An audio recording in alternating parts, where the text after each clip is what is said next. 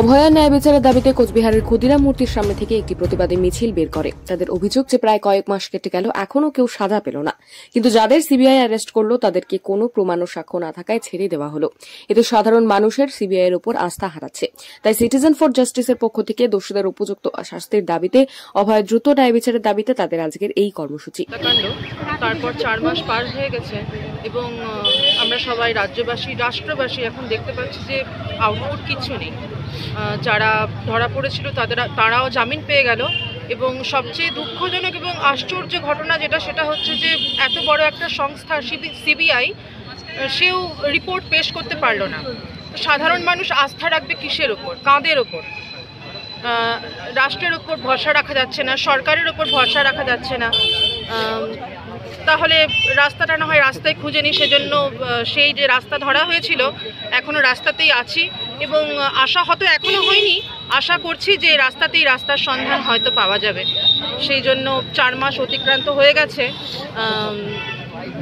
এটাই যে একটা প্রতিবাদী নাগরিক একটা মিছিল, যে মানুষ এখানে আসুক, যোগ দিক এবং আমরা সবাই মনে হয় চাই যে সব অভয়া, যত অভয়া কোচবিহারের এবং কলকাতার তিলোত্তমা, তারা সবাই বিচার পাক। মানুষের আস্থা যেন না হেরে যায় এবং অশুভ বুদ্ধি সম্পন্ন মানুষেরা যেন কোথাও না কোথাও গিয়ে জিতে না যায়, সেই জন্যই আবার রাস্তায় নামা। সিবিআই এর উপরে কি ভরসা নেই? দেখুন, এই মুহূর্তে আশা হতো, ভরসা নিয়ে কথা বলছি না। এত বড় একটা সংস্থা এবং সরকারি সংস্থা, কোনোভাবেই বলা যায় না যে ভরসা রাখতে পারছি না। আশা হতে হয়েছি, ভরসা আছে জন্যই মনে হয় যে এখনও আছি, হতে দিয়ে পড়ে আছি, আশা করছি, সেই জন্যই রাস্তায় আছি। বারবার চাইছি, জানাতে চাইছি, জানতে চাইছি যে রাস্তায় আছি এবং আপনারা বিচার দিন, বিচার করুন। আপনার নামটা কি? স্বস্তিকা মুখার্জি।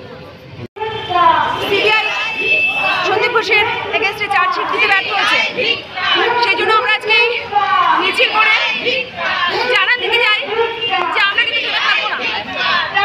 আমরা এখানে শেষ করছি না বিষয়টা। জামিন পেয়ে গেল কি করে একটা মানুষ, বুঝতেই পারছি না। এতদিনের আন্দোলনের ফল ইকুয়াল 0, এটা হতেই পারে না। এতদিনে এত মানুষের রাস্তায় থাকা, যার ফলে সন্দীপ ঘোষকে তার বিরুদ্ধে তদন্ত করতে বাধ্য হয়েছিল, তাকে অ্যারেস্ট করতে বাধ্য হয়েছিল। তদন্তের পর তার বিরুদ্ধে ভুরি ভুরি প্রমাণ পাওয়া গেল। এখন বলছে তার বিরুদ্ধে কোনো প্রমাণ নেই। প্রমাণ না পাওয়া গেলে কি করে তাকে অ্যারেস্ট করলো, এটা তো আমাদের বোধগম্য হতে আসছে না। প্রত্যেকটা মানুষ বুঝতে পারছে, কিন্তু মানুষকে এইটুকু আমি বলতে চাইবো, আজকের এই মিছিলের মাধ্যমে মানুষকে বলতে চাই যে আমাদের কিন্তু আন্দোলন ছাড়া আর কোনো উপায় নেই। রাস্তায় থাকা ছাড়া গণতন্ত্র বাঁচানোর কোনো উপায় নেই। তাছাড়া গণতন্ত্র কি করে বাঁচাবো বুঝতে পারছি না। মানে এটা কি গণতান্ত্রিক দেশ যেখানে মানুষের এত লাখ লাখ মানুষের এত চাহিদা, এই যে চাহিদা আকাঙ্ক্ষা, যার ফলে তারা মাসের পর মাস রাস্তায় থাকলো লাখ লাখ মানুষ, সেটাকে উপেক্ষা করা হচ্ছে। রীতিমতো মানুষের ইচ্ছেটাকে, মানুষের আকাঙ্ক্ষাটাকে উপেক্ষা করছে রাজ্য এবং রাজ্যগত দেশ, রাষ্ট্র উপেক্ষা করছে। এটা তো হতে দেওয়া যায় না। তারা কি সিবিআই এর উপর আস্থা হারাচ্ছেন? একদম, অবশ্যই হারাচ্ছে। তারা নিজেদের ইচ্ছে থেকে কিছুই করছে না। মানুষ যখন আন্দোলন করছে তখন তারা কিছুটা কাজ করছে, আবার মানুষ যখন আন্দোলন থেকে সরে দাঁড়াচ্ছে, মানুষের তো একটা সীমা আছে। মাসের পর মাস, বছরের পর বছর মানুষ রাস্তায় থাকতে পারে না। প্রত্যেকটা মানুষের নিজস্ব কাজকর্ম রয়েছে এবং আমরা যদি এইভাবে আন্দোলন করতে থাকি তাদের জনজীবন ব্যাহত হয়।